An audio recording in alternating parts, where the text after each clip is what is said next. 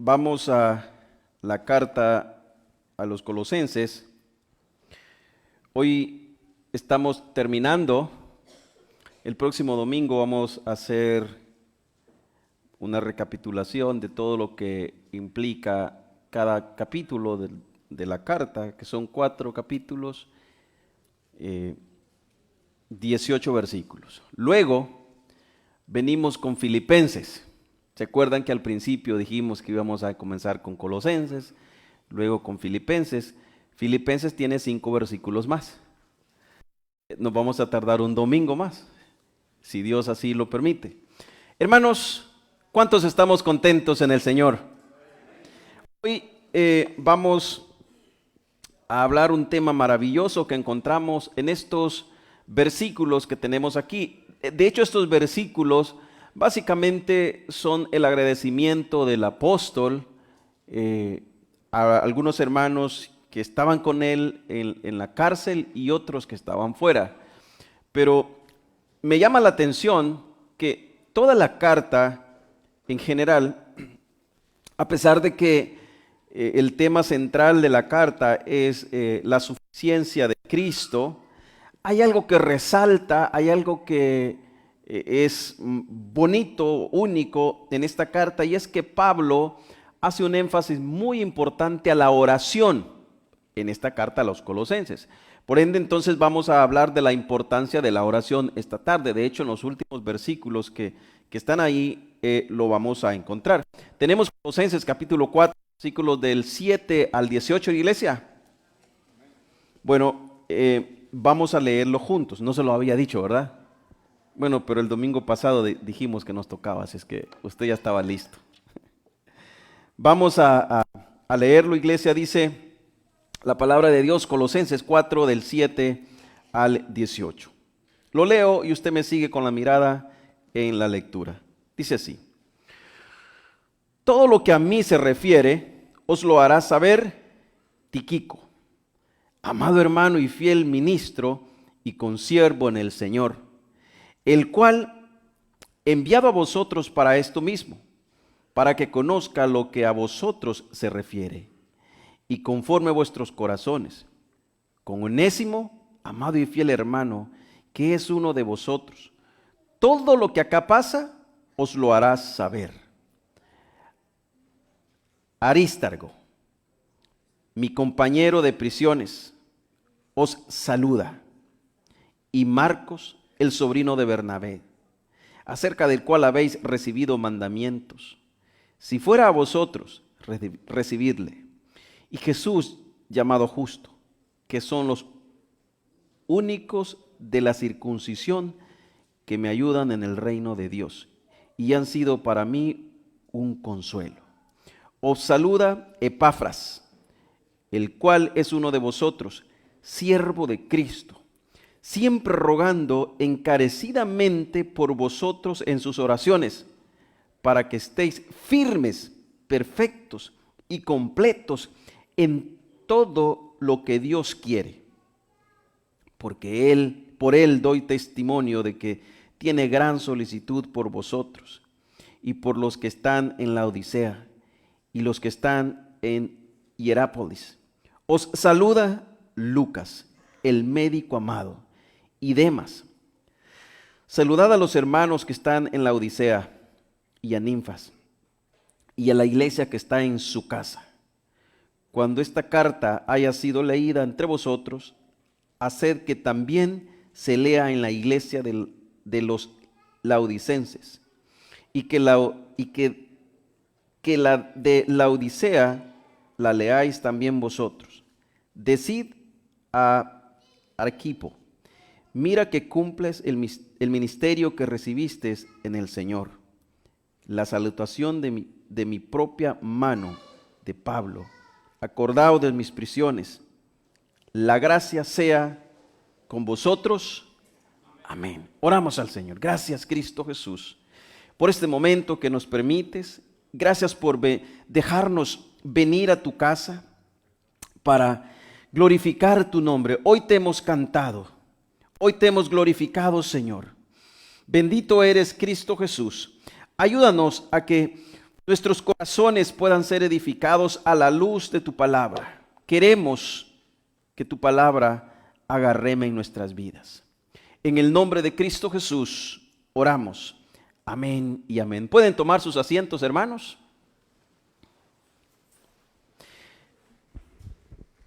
La importancia de la oración. Hoy nos enfocaremos en una sección muy importante de ese pasaje y que es fundamental o esencial en la vida del creyente: la oración. En la Biblia encontramos numerosos versículos que resaltan la importancia de la comunicación constante con Dios a través de la oración. Y uno de estos versículos lo tenemos en Filipenses capítulo 4, versículos 6 y 7. No los voy a leer para ir avanzando. También tenemos versículos en Primera de Tesalonicenses capítulo 5, versículos del 16 y 18. De hecho, en cierta ocasión Jesús subió a orar antes de entrar en sus momentos difíciles, en su momento duro, y subió a orar al Padre. Habló con él e invitó a unos de sus discípulos, a que subieran con él a orar. Ustedes conocen muy bien la historia que Jesús nos dejó plasmada en las Sagradas Escrituras. Ellos andaban cansados, agotados del camino, porque en aquel entonces con Jesús, escuchar su palabra, predicar su palabra, implicaba caminar mucho, de aldeas en aldeas, de pueblo en pueblo, hasta predicar lo más o abarcar los más lugares posibles. Estos versículos que tenemos en la última sección de Colosenses hace una reseña, y es que hay un hombre con nombre específico llamado Epafras. Pablo da testimonio de él.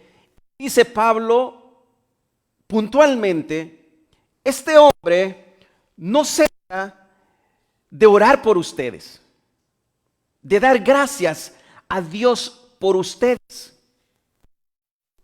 Pablo les está diciendo: este hombre los ama tanto que cada momento está orando por ustedes. Y es que todas las promesas de Dios son en Él, están en Él y en el amén de las Escrituras. Es decir, en el así es de las Escrituras. Para gloria de Dios. Tenemos versículos que nos hablan de esta importancia también en 2 de Corintios capítulo 1 versículo 20. Como dije, no lo voy a leer. Si usted lo quiere anotar, pues hágalo, por cuestión del tiempo. Ahora, ¿cuántos de aquí, iglesia, le dimos gracias al Señor hoy cuando nos levantamos? Abrimos nuestros ojos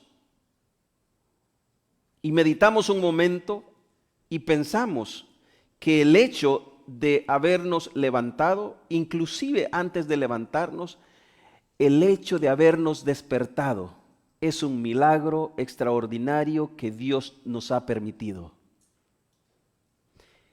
Despertar, respirar y pensar que tenemos a nuestros familiares, a nuestros seres queridos a nuestro lado, a nuestros hijos, a seres cercanos que amamos y que nada les ha ocurrido a ellos y que están sanos y salvos. Hermanos, eso es cuestión de que lo pongamos en nuestros corazones y le demos gracias al Señor, porque de hecho Pablo sigue replicando en toda la carta: y den gracias al Señor en todo por todo. La importancia de la oración como pilar fundamental en la vida del cristiano es de suma importancia. De hecho, la oración es una respuesta a las promesas, es decir, a las garantías de la gracia venidera de Dios. Palabras de John Piper. Dijo él: La oración es entrar a la casa donde Dios ha puesto todas sus reservas de la gracia futura e echar manos de ellas. Qué bonito, ¿verdad? Dios nos ha otorgado su gracia, pero aparte de darnos gracia, la oración es entrar a la misma presencia de Dios y echar mano de todas las bendiciones que Dios tiene preparado para sus hijos. La oración no es orar y sentarse a esperar por si acaso hay un Dios que nos responda o que tenga buenas intenciones para nosotros. La oración depende de las promesas divinas de Dios. De hecho, en el Antiguo Testamento la importancia de la oración se destaca también en diversos pasajes, como puede encontrarlo usted allá en Segunda de Crónicas 7:14, donde Dios dice a Salomón: si se humillare mi pueblo sobre el cual mi nombre es invocado, y oraren y buscaren mi rostro y se convirtieran de sus malos caminos, entonces yo desde los cielos perdonaré sus pecados y sanaré su tierra. Salmos capítulo 145, 18. Nos habla de la importancia que tiene la oración. Ahora, quiero empezar. Tengo 4 puntos importantes y quiero empezar con el primero. Número 1, la oración como comunicación constante. Si usted le presta atención al versículo número 2 del capítulo 4 que hemos estado estudiando, dice así: perseverar en la oración. Mire el deseo de Pablo. Pablo no dice oren cuando puedan, o oren solamente en sus casas, o oren solamente cuando estén pasando momentos difíciles. No, Pablo dice en el versículo 2: perseverad en la oración, velando en ella con acción de gracia. Mire qué bonito, lo vimos hace algunos domingos atrás. Perseverar en la oración implica mantener una dedicación constante y firme en la búsqueda de la presencia de Dios a través del diálogo continuo. Sabemos que Dios, a través del Espíritu Santo, mora en nosotros. ¿Lo creemos, iglesia? Pero Él nos ha dejado el medio de la oración para que busquemos esa continua comunicación con Él. Y por medio de esa comunicación fortalecemos espiritualmente en este mundo que nos ataca constantemente.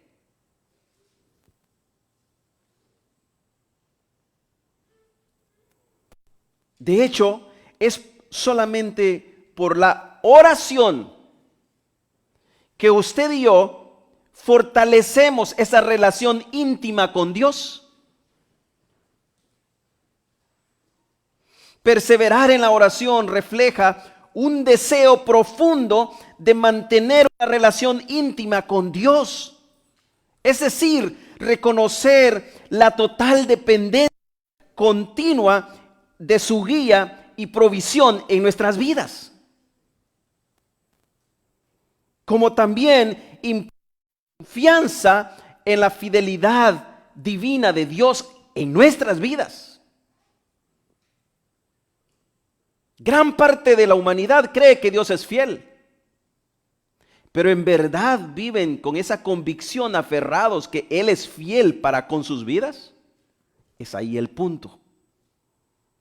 La perseverancia en la oración revela una confianza en la fidelidad de Dios para responder y actuar según su voluntad, incluso cuando las respuestas no son inmediatas o como nosotros las queremos.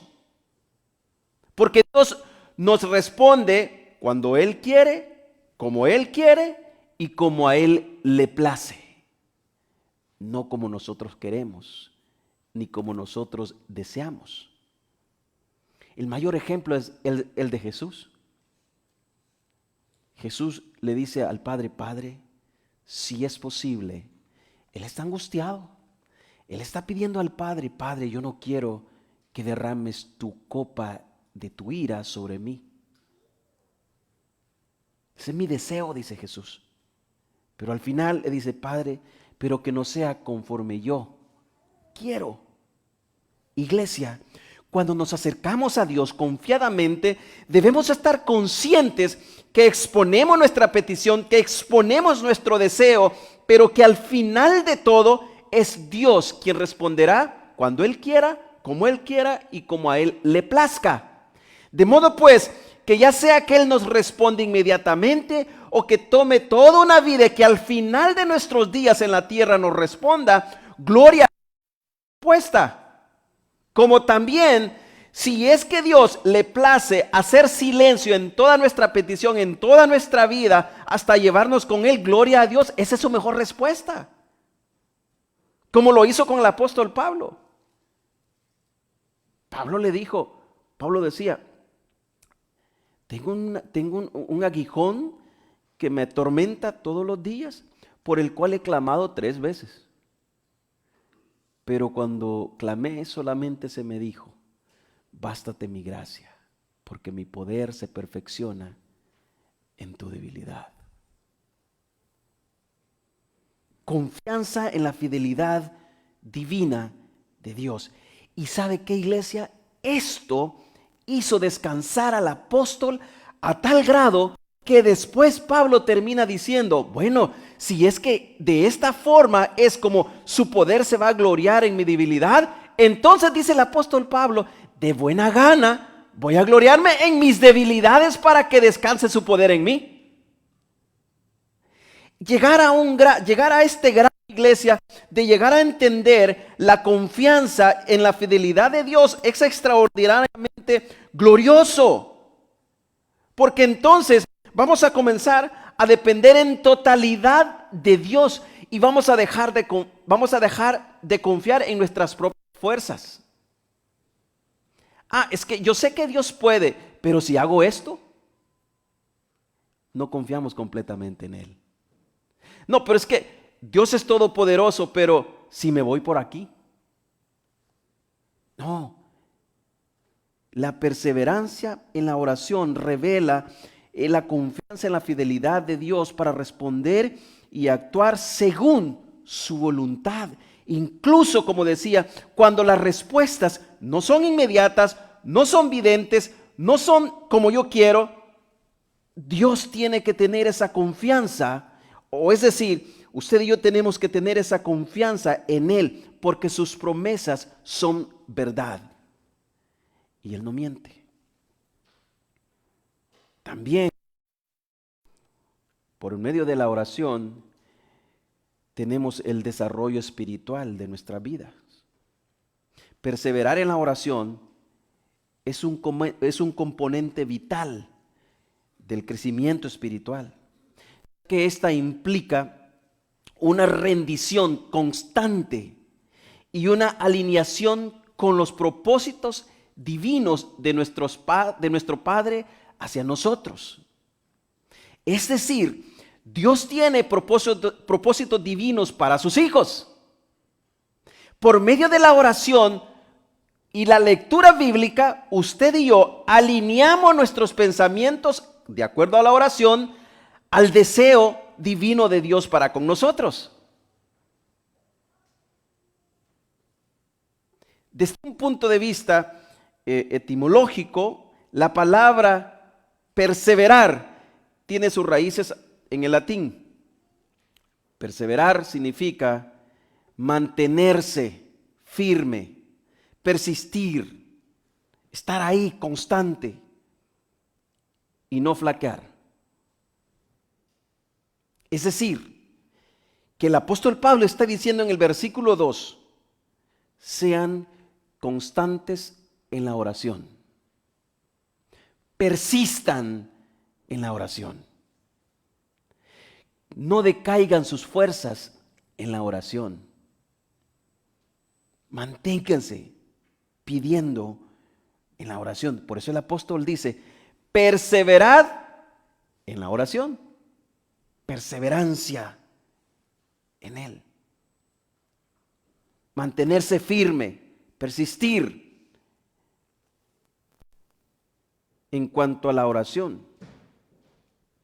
Implica mantenerse firme en la búsqueda de la presencia divina a lo largo del tiempo.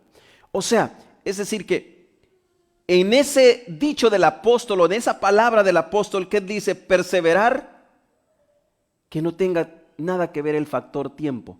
Persevera hasta que Cristo venga. Vuelvo y repito esto. En esta frase del apóstol Pablo no cabe el factor tiempo o el factor circunstancia para hacerlo o para dejarlo de hacer. Él dice, perseveren, independientemente de cuán grande sea nuestra dificultad, perseveren. Independientemente de cuán bueno sea el momento que estamos pasando, no olviden de perseverar. Porque están los dos factores. Perseveramos cuando lo necesitamos. Factor número 2, dejamos de perseverar cuando creemos que no lo necesitamos. Pero dice Pablo, perseveren siempre. ¿Por qué es importante esto, iglesia? Porque el mismo Jesús nos da el ejemplo más claro. Orad y velad para que no entréis en tentación. Esto fue después de haber subido 3 veces, bajado 3 veces, haberle dicho a sus discípulos, no habéis podido orar ni siquiera una hora conmigo. Entonces al final termina diciéndole Jesús, ok, está bien, están cansados, pero les voy a decir algo, velen y oren para que no entren en tentación. Es decir, iglesia, esto es de suma importancia en la vida del creyente. Y como dije, esto implica mantenerse firme en la búsqueda, en la perseverancia divina a lo largo del tiempo, independientemente de las circunstancias. Pablo repetidas veces habla de la importancia de la oración aquí en Colosenses. De hecho, comienza en el versículo 3 del capítulo 1 diciendo que él no cesaba de orar por los colosenses, por los hermanos, por las iglesias. Luego en el versículo 9 habla de perseverar en la oración del capítulo 1. Luego en el versículo 12 del capítulo 1 vuelve a decir que le está pidiendo constantemente por ellos. Luego en el capítulo 2, versículo 1, hace referencia a la constancia en la oración. Luego en el capítulo 4, el versículo que estamos leyendo, él dice perseverar en la oración. Y en el capítulo 4 mismo, versículo 12, él sigue diciendo que perseveren en la oración.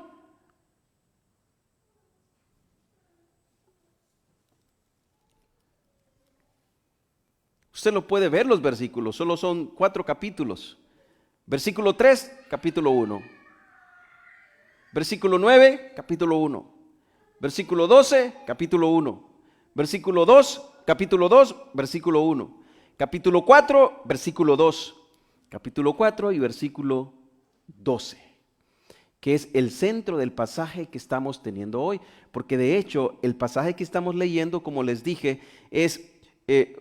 Pablo hace mención de muchos hermanos por los cuales da gracia y les avisa a la iglesia de Colosenses quiénes son los que están con él, y también al final termina dando un saludo extra a ciertas iglesias, ciertos hermanos que están fuera de Colosenses. Y antes de seguir, porque me es importante hacer esto, quiero dar un pequeño panorama, una vista panorámica de lo que el pasaje implica en sí. Si usted le presta atención, Pablo comienza mencionando a alguien llamado Tíquico, que de hecho solo tenemos lo que nos brinda Pablo en el versículo, pero según lo que nos brinda Pablo en el versículo es un siervo de Dios que ha estado con él. Luego después, él hace mención de Onésimo, y de Onésimo sí tenemos un poco más, pero no mucho. De hecho, lo encontramos en la epístola de Filemón. Onésimo era un esclavo que pertenecía a Filemón. Lo que ustedes han leído en la carta se van a dar cuenta. Y de hecho, Onésimo de Filemón, porque era un esclavo.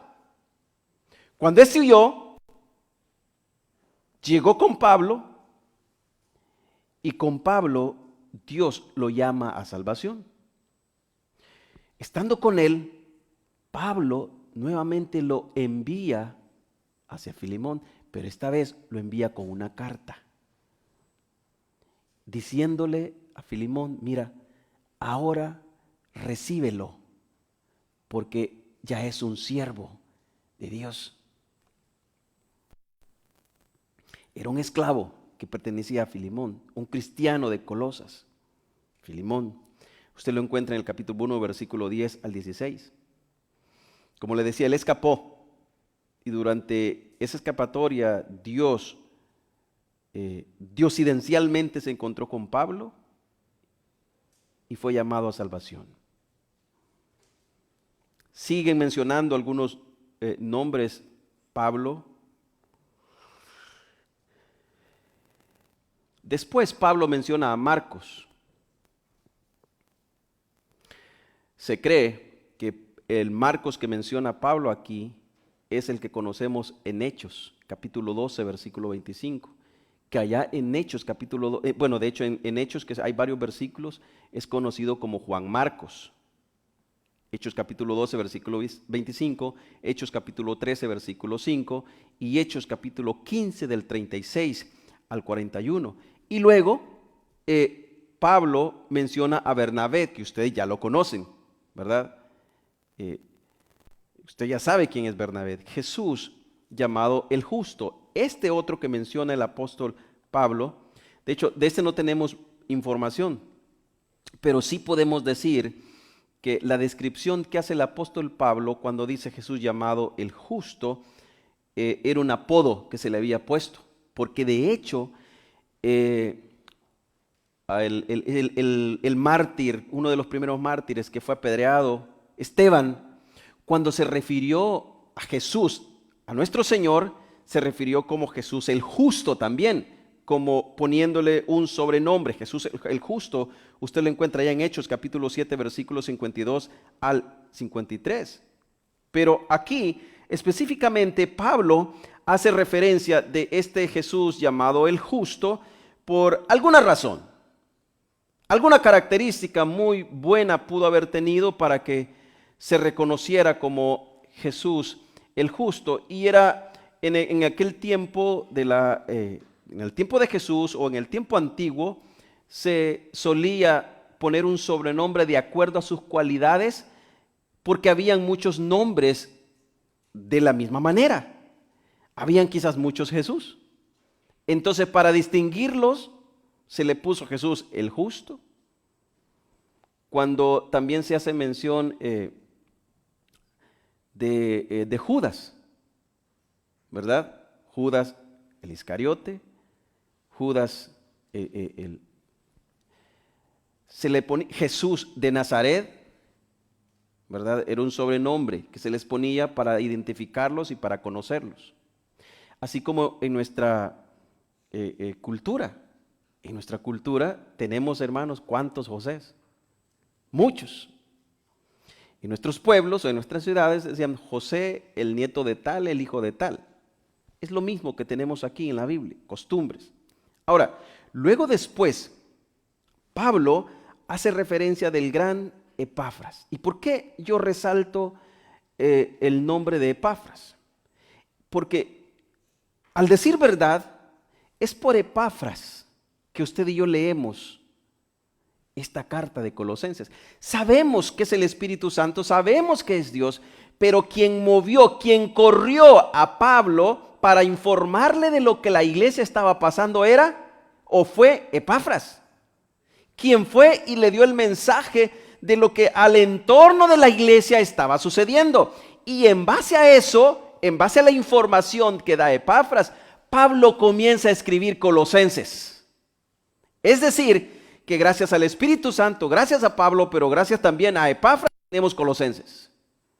Por un hombre que no solo amaba a Dios, sino que amaba la iglesia de Colosenses. Y Pablo da testimonio de él y dice: por quien yo doy testimonio que este hombre no cesa de orar por ustedes, como también no cesa de orar por la iglesia de la Odisea. Luego sigue mencionando a Lucas, el médico amado. Que de hecho voy a parar ahí porque hay muchos nombres más.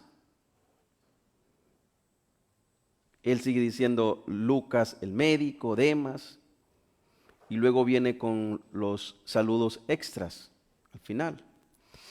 Con esta perseverancia de lo que implica la oración, haciendo mención e inclusive mencionando a quienes estaban con él, diciendo que no cesaban de orar, bajo este contexto de la importancia de la oración por los demás, yo paso al segundo punto. El segundo punto es la oración como instrumento de conocimiento divino. Es decir, iglesia, nosotros oramos al Señor y estamos conscientes de que necesitamos la oración todos los días, pero es de suma importancia orar con conocimiento o hablar con Dios con conocimiento. Es decir, no podemos orar solamente sin leer las Sagradas Escrituras. Leer las Sagradas Escrituras como orar, iglesia, debe ir de la mano, juntos. No puedes dejar uno, no puedes agarrar el otro, sino que juntos oramos y leemos las Sagradas Escrituras, porque es de la única manera en que vamos a orar correctamente. La oración es el medio de la búsqueda de la sabiduría. Y ojo a este punto, porque iglesia, usted puede aprenderse las Sagradas Escrituras desde el Génesis hasta el Apocalipsis, y esto no lo va a hacer a usted, sabio. No, si no, pregúntele a Satanás. Es el teólogo mejor habido y por haber en toda la historia de la existencia. Y por saber las Sagradas Escrituras no deja de ser Satanás. De hecho, cuando los predicadores preparan un sermón, si este sermón no va acompañado con la oración, es un sermón hueco. Si este sermón no se oró antes de prepararse, antes de leer, mientras se compone, después que se compone, después, antes de subir al púlpito, después de bajar del púlpito, este sermón es hueco. Pero si a través del estudio bíblico, juntos, todos, no solamente el que expone, ora antes de leer, ora mientras estudia, ora después que lee, Dios en su soberanía hará que usted tenga sabiduría de lo alto. Búsqueda de sabiduría. Mire lo que dice Santiago capítulo 1 versículo 5. Dice, si a alguno de ustedes le falta sabiduría, ¿qué dice? Ojo a este punto. No dice lea las Sagradas Escrituras. Se supone que usted como hijo de Dios ya ha leído las Sagradas Escrituras. Se supone que usted como hijo de Dios y yo como hijo de Dios, estudiar las Sagradas Escrituras es algo diario en mi vida. Entonces, usted habiendo leído, dice, si a alguno de ustedes le falta sabiduría, pídasela a Dios y Él se la dará, pues da a todos generosamente sin menospreciar a nadie. La oración es un medio para obtener sabiduría de lo alto. Pues lo dice Santiago. Pídasela a Dios. ¿Y qué significa esto? Hable con Dios, hablemos con Él. Tengamos un diálogo con Él, hermanos, sin reservas. Iglesia, no hay nada que usted y yo le podamos ocultar al Señor. Seamos sinceros, seamos honestos con Él. Iglesia, ante Él, usted y yo estamos al desnudo. Él nos creó, Él nos hizo, nos conoce. No podemos engañarnos, no podemos engañarles porque Él nos hizo a nosotros y no nosotros a nosotros mismos. Entonces, en ese momento podemos hablar con Él y decirle, Señor,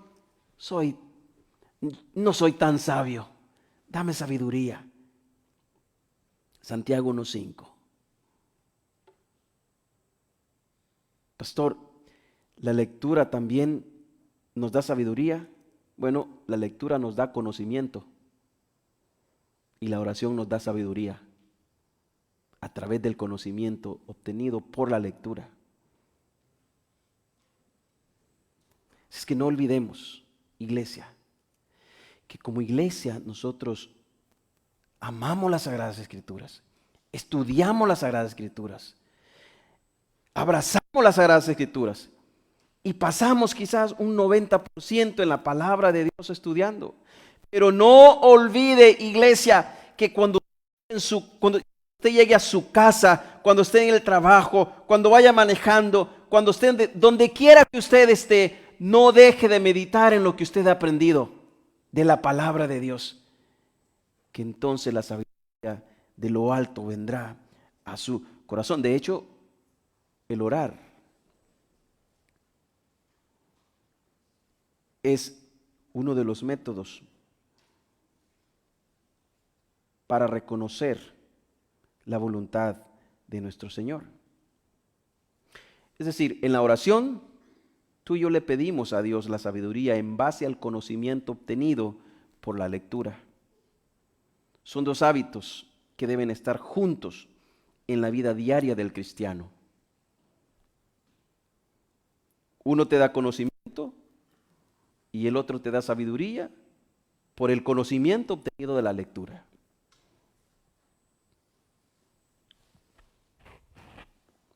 Conocimiento del propósito. Mire lo que dice Jeremías 29:12.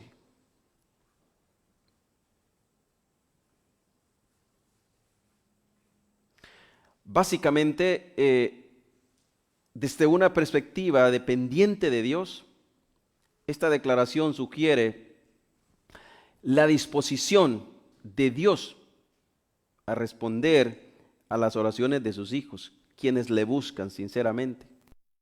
Implica una relación activa entre Dios y sus hijos.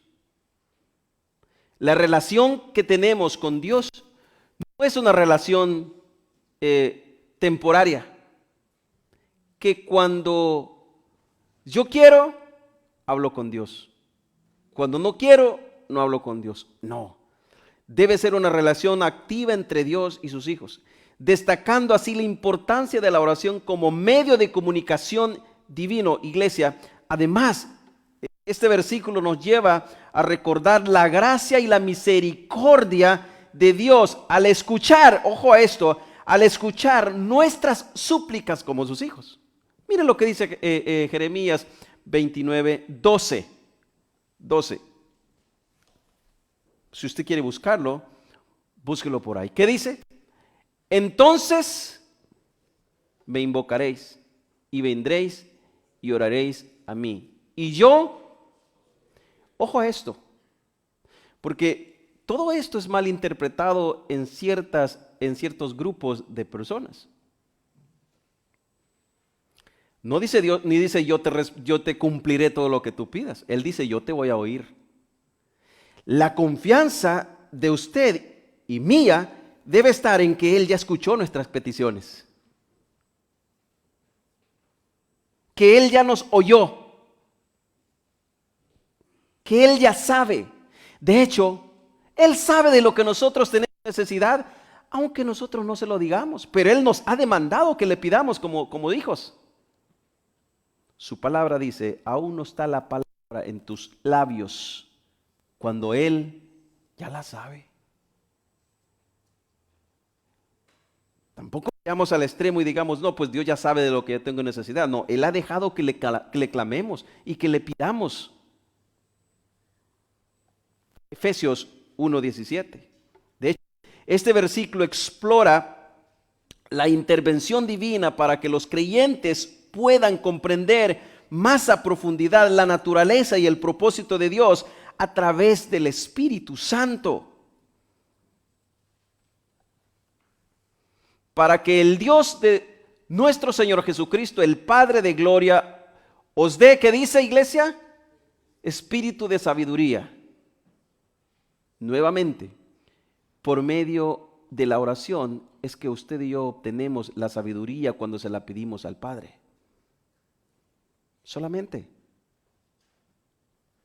Por eso es que usted mira personas que están empapadas de la palabra de Dios Pero hermanos, no actúan sabiamente. De hecho, hay maestros universitarios que son dotados para enseñar, pero no son sabios en su vida cotidiana cristiana.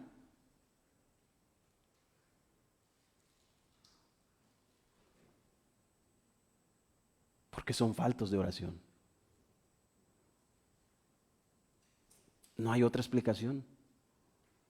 La escritura desde el principio hasta el fin nos dice que es por medio de la oración que le pedimos al Señor sabiduría. Solamente. Usted no necesita ir a un consejero. Usted no necesita ir a visitar al don Julano de tal porque no. Dios es el Dios sabio que si usted le pide sabiduría, Él es fiel y justo, dice su palabra, para dar generosamente a quienes le buscan, a quienes le piden. Quise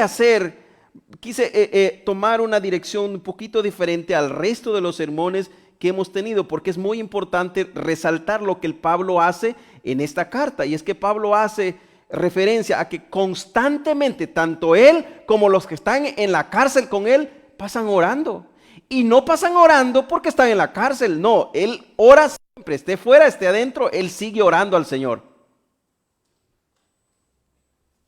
Ahora encontramos el discernimiento espiritual por medio de las Sagradas Escrituras a través de la oración. Efesios 1:17. Y decía que este versículo implora la intervención divina para que los creyentes puedan comprender la profundidad de la naturaleza y del propósito de Dios a través del Espíritu Santo. Es el Espíritu Santo quien nos invita, quien nos lleva. También resalta la relación entre Jesucristo, el Padre y el creyente, subrayando la necesidad de una conexión espiritual para obtener discernimiento y comprensión de las profundidades de la palabra de Dios. Es decir, si usted está leyendo la palabra de Dios, si usted no encuentra la solución y usted no entiende lo que lee, pídale sabiduría a Dios. Pidámosle a Dios. Y Él nos ayudará a poder entender. Conexión con la voluntad de Dios. Primera de Juan capítulo 4 versículo 14 al 15.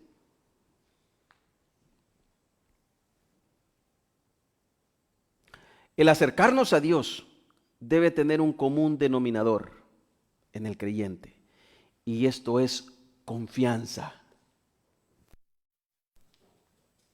Confianza. Iglesia, hermanos, hermanas, jóvenes, desde el momento en que usted decide doblar sus rodillas, hablar con el Padre, esa acción debe tener un denominador común. Hágalo en confianza, que a quien le va a orar no es al vecino, no es a su esposa, no es a su esposo, no es a su jefe, es al Señor Dios Todopoderoso, que dice su palabra que Él es fiel y justo para escucharnos. Es más, cuando usted y yo oramos, Él está presto para inclinar su oído a nuestras oraciones, porque Él es nuestro Padre, por ende somos sus hijos. Y como sus hijos, Él nos va a escuchar. Él nos va a escuchar. Tengamos esa confianza. Tengamos esa confianza como la de un niño con su padre. Que si su padre le dice, hijo, ven aquí, él confiadamente va a ir donde está su padre porque sabe que su padre lo va a proteger. Si su hijo le pide al padre, ese hijo está confiado que el Padre no solamente lo va a escuchar, sino que si Él quiere, le va a regalar lo que Él le pide. Él está confiado en Él. De hecho, de la misma forma, tenemos que acercarnos a Él. Su palabra dice, acercaos confiadamente a mí. Que Él es nuestro oportuno socorro. La promesa implícita es que cuando buscamos, pedimos a Dios, o nuestras peticiones o quejas a Dios, Él escucha. Él nos oye. Es decir, que esto subraya la idea de que la oración efectiva se encuentra en alinear en la sintonía del propósito y deseo de Dios. No vamos a pedir algo ilógicamente. Vamos a pedir algo que glorifique el nombre de nuestro Señor. Eso implica alinear mis deseos con los propósitos divinos de Dios. Es decir, usted no le puede pedir, o en mi caso, yo no le puedo pedir una casa al Señor que valga 3 millones. Si no ajusto para pagar una que vale 2 millones ni 1 millón. Tampoco voy a aplicar el versículo de Filipenses 4:13, porque no va. Yo voy a pedirle a Dios acorde a lo que Él me ha dado, acorde a su voluntad, y sobre todas las cosas, sabiamente meditar si esto glorifica a Dios. O sea, es decir, autoevaluar mi corazón, ¿con qué propósito lo estoy haciendo? Es tan simple, ¿verdad? Pero es algo que no siempre practicamos, porque somos llevados por nuestros impulsos. Entonces la oración nos lleva a eso, a meditar sabiamente en lo que conviene y lo que no conviene, lo que glorifica y lo que no glorifica a Dios. Punto número 3. La oración como fuente de fortaleza espiritual. Esto es importante. Todo es importante, pero esto, iglesia, es vital. ¿Bajo qué aspecto la oración es fortaleza en nuestras vidas? Número 1, por la comunión correcta con la persona correcta, Dios permitiéndonos decirle lo que sentimos, confesar lo que sentimos, hablar con Él, sentirnos confiados en Él, y en base a eso yo descanso en sus promesas. 2, confianza y dependencia. Lo que usted y yo le debemos hacer, estamos ciegamente confiados que Él es fiel y justo para escucharnos, para atendernos y, si Él así lo desea, respondernos. Esa confianza, iglesia, la obtenemos solamente a través del conocimiento de la palabra y la súplica a Él. Confianza y dependencia de Él. 3, confianza y dependencia de Él, que Él es nuestro refugio y consuelo. Miren, iglesia, ¿no es cierto que en los momentos más difíciles de nuestra vida, Él es nuestro único refugio? En los momentos más duros de nuestra vida, Él es nuestro refugio que nos escucha. No hay como Él. No hay mejor Padre como nuestro Señor. Y si no hay mejor Padre como nuestro Señor, ¿por qué no vivir en comunicación con Él? ¿Por qué? ¿Qué nos impide? ¿Qué nos impide vivir en comunicación con Él? No hay mejor lugar. No hay mejor lugar que descansar en las promesas, en los brazos de nuestro Señor. La oración proporciona ese refugio, esa seguridad, ese consuelo, y permite que los creyentes encontremos paz en los momentos de dificultad. Y no solamente paz, sino que estar confiados en Él. Él es nuestro Señor y que no nos falle, que sus promesas son verdad. Filipenses 4, del 6 al 7, dice: por nada estéis afanosos, si no sean conocidas vuestras peticiones delante de Dios en toda oración y ruego. Si ve cómo la palabra nos dice, constantes en la oración, constantes en la súplica. Mateo 7:7, pedid y se os dará, buscad y hallaréis, llamad y se os abrirá. Salmo 145:18, cercano está Jehová a todos los que le invocan. A todos los que le invocan de veras, termina diciendo el versículo. O sea, a todos los que le piden de verdad. Porque un corazón contrito y humillado, Dios no desprecia. Punto número 4. La oración en comunión con otros. Todo esto que hemos leído tiene que ver con tu vida privada. Tú le pides a Dios en tu aposento. Y si Él quiere, te puede recompensar en público. Si Él quiere, no te puede recompensar. Si Él quiere, te va a recompensar en secreto. El punto es que seamos conscientes de la confianza que tenemos en Él. Ahora, la oración en comunión con otros es de suma importancia. Ahora, la oración en conjunto, como cuerpo, como iglesia, hay algo importante en ello.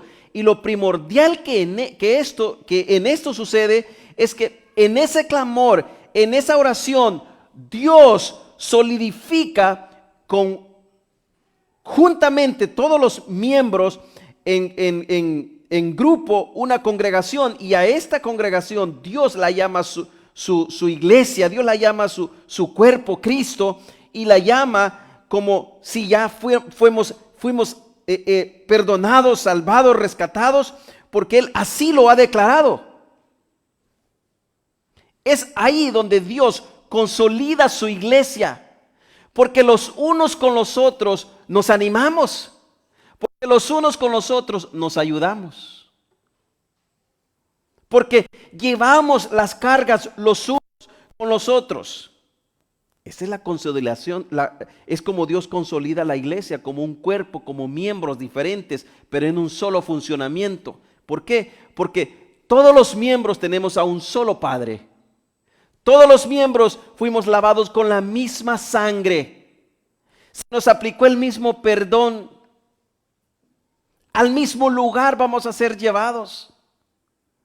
El mismo Cristo que murió en la cruz, su sangre me lavó a mí como también lo lavó a usted. Y si un día uno de nuestros hermanos, los que estamos aquí, pecamos, dice su palabra, hijitos míos, si pecares, abogados tenéis para con Dios en los cielos, el Padre. Pero que esto no sea un colchón para seguirlo haciendo, sino que miremos a Dios, que aunque le fallamos, por medio de la oración le podemos pedir perdón. Padre, dijo el rey David, he fallado al cielo y te he fallado a ti.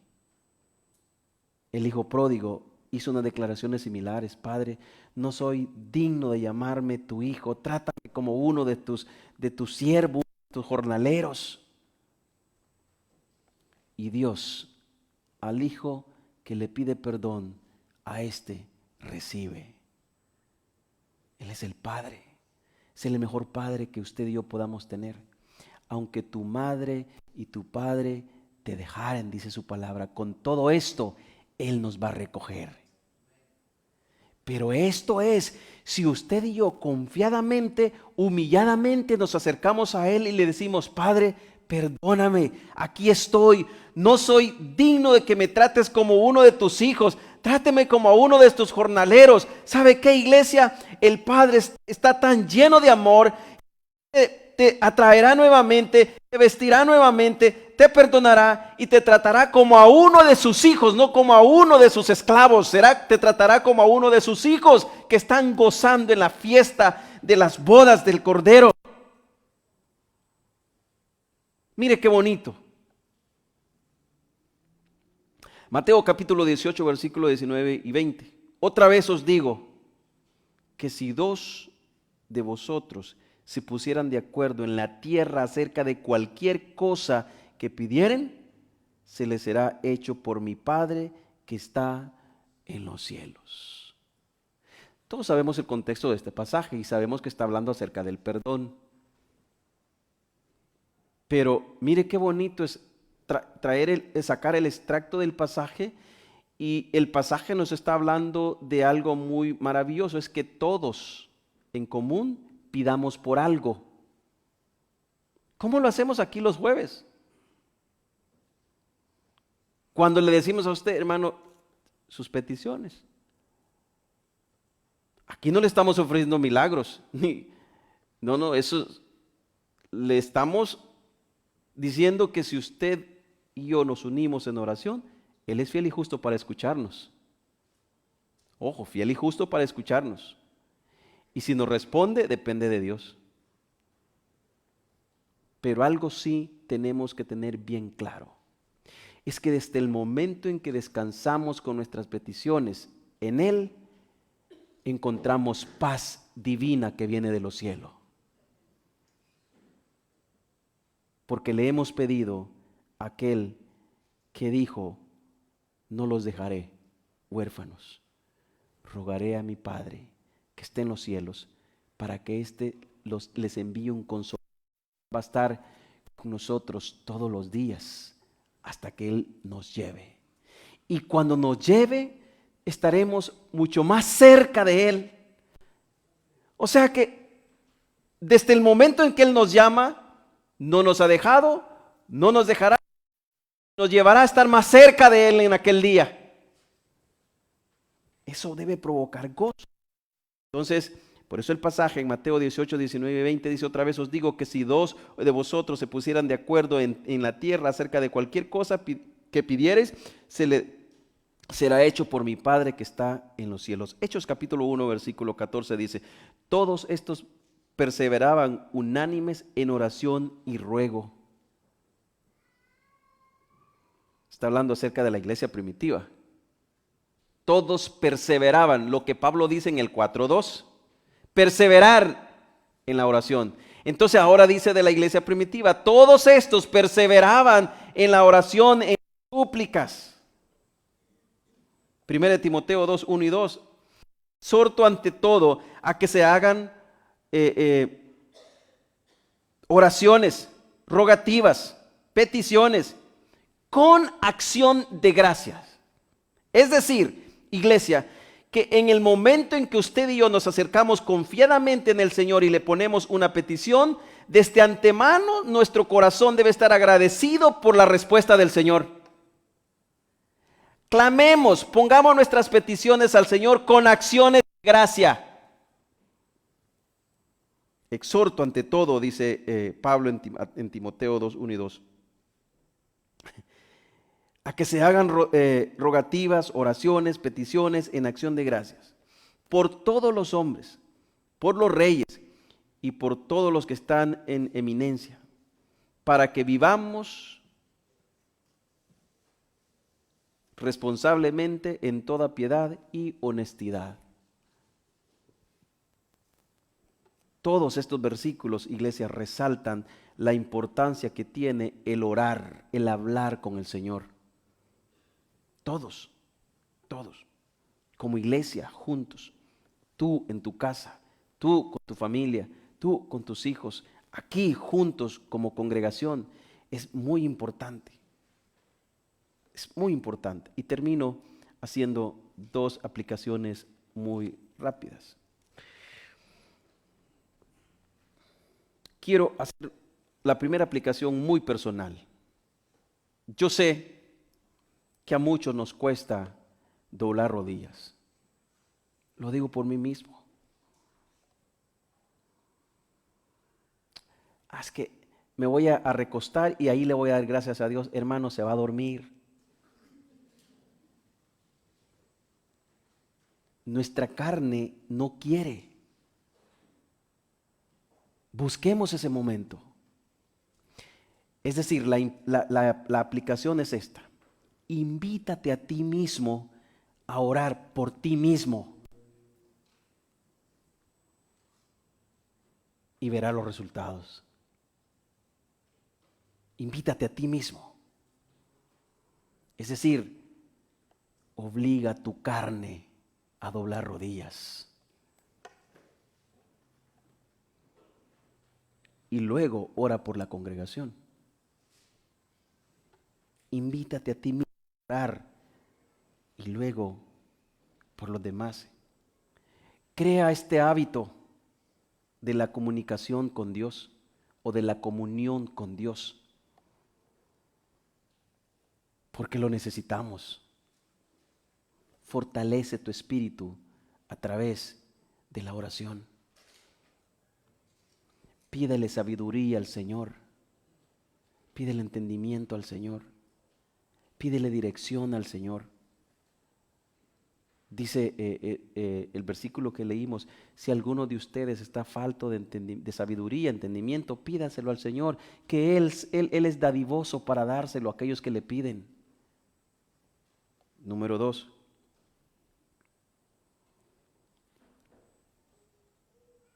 Desarrolla un compromiso personal en el primer hábito. Porque tú puedes forzar tu carne a orar, a hablar con el Señor y decir o estar satisfecho hasta cierto punto porque lo lograste o lo logramos, pero no se queda ahí nomás. Ahora viene algo muy difícil, y es que esto se desarrolle como un hábito en nuestras vidas.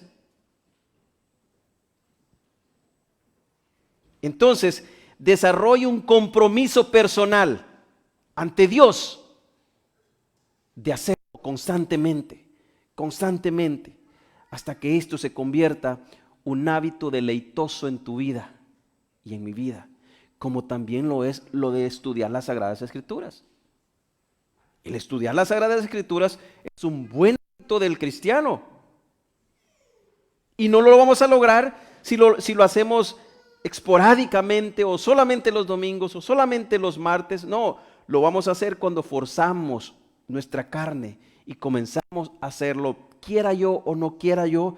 Lo voy haciendo hasta que eso se convierte en un hábito, hasta llegar a deleitarme en lo que hago. Entonces, desarrolla un compromiso personal. Mientras lee las Sagradas Escrituras, ora. Antes de leerlas, ora. Cuando las lees, ora. Después de leerlas, oremos. ¿Para qué? Para que a través del entendimiento de las Sagradas Escrituras, Él dirija nuestros pasos. Él nos dé sabiduría y podamos caminar sabiamente en este mundo tan depravado en el que vivimos, porque lo necesitamos. Puedo terminar con el versículo decía el salmista: lámpara es a mis pies tu palabra y lumbrera a mi caminar. Iglesia, usted y yo necesitamos tanto la lectura bíblica como la oración. Son vitales en nuestra vida. Si usted deja de hacerlo, se va a debilitar, tanto en conocimiento de la palabra como espiritualmente al no orar. Así es que los invito a que, iglesia, hagamos un buen hábito de la oración y del estudio de la palabra de Dios. Vamos a orar. De una vez vamos a orar para pasar al final, a la parte de atrás, donde vamos a compartir hoy un día muy bonito de acción de gracia. Oramos al Señor. Gracias te damos, Cristo Jesús, por la oportunidad que nos das. Gracias por este momento que nos permitiste venir a tu casa. Estamos aquí, oh Dios, constantes, todos los domingos, pidiéndote dirección, sabiduría, entendimiento a través de tu palabra. Señor, gracias por tu palabra expuesta. Gracias por los hermanos que escucharon tu palabra, aquellos que nos van a escuchar. Que seamos, Dios mío, dirigidos a través de ella, a través de tu palabra. Que seamos guiados. Que seamos instruidos a través de ella. Bendito eres, oh Dios Todopoderoso. Y a la vez también oramos por los alimentos que vamos a ingerir en la parte de atrás. Señor, que podamos disfrutarlo.